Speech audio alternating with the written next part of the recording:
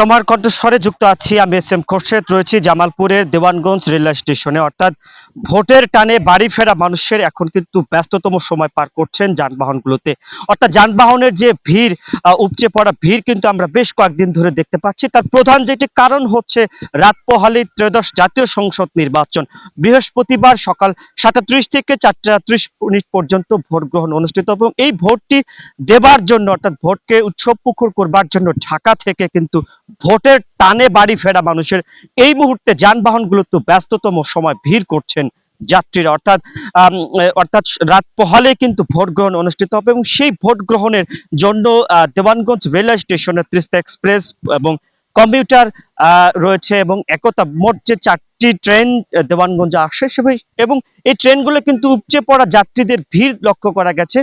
ঢাকা থেকে কিন্তু ট্রেনের যে ভিড় সেটি কিন্তু আমরা লক্ষ্য করেছি বেশ কয়েকদিন ধরে। যেটি প্রধান যে উৎসবটি সেটি হচ্ছে ভোট দেবার জন্য।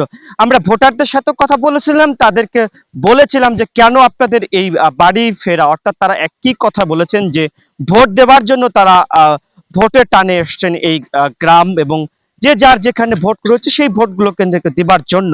আমরা স্টেশনের চিত্রটি যদি একটু একটু দেখতে পাই যে দুটি ট্রেন অর্থাৎ কমিউটার এবং তিস্তা এক্সপ্রেসের যে দুটি ট্রেন সেটি কিন্তু উপচে পড়া যাত্রী নিয়ে কিন্তু এই দেওয়ানগঞ্জ রেলওয়ে স্টেশনে এসেছে। তার প্রধান যেটি কারণ হচ্ছে ভোট দেবার জন্য, তো ভোটকে উৎসব করবার জন্য এবং রাত পোহালে তারা ভোট প্রদান করবেন।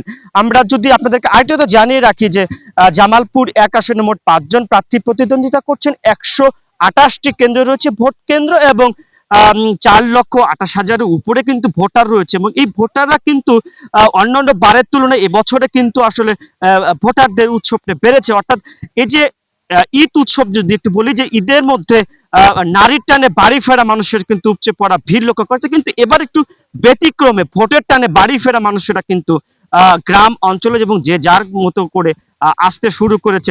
অর্থাৎ যে ভিড়টি আমরা লক্ষ্য করেছি যে ট্রেন, বাস, ট্রাক থেকে যে যার মতো করে পাচ্ছেন সেভাবে কিন্তু আসলে ভোট দেবার জন্য তাদেরকে বাড়ি ফেরা মানুষেরা কিন্তু এই মুহূর্তে উপচে পড়া ভিড় রয়েছে। আমরা দুটি ট্রেনের চিত্র দেখেছি যে উপচে পড়া ভিড় ছাদেও রয়েছে, ভিতরেও রয়েছে। অর্থাৎ যাত্রীরা যে যার মতো করে পাচ্ছে সে তার মতো করে কিন্তু আসলে বাড়ি ফিরছেন ভোটারদের। অর্থাৎ প্রধান যেটি উৎসব সেটি হচ্ছে ভোট দেবার জন্য। আপনাদের সাথে এতক্ষণে সময়ের কণ্ঠস্বরে যুক্ত ছিলাম আমি এস এম খোরশেদ, দেওয়ানগঞ্জ, জামালপুর।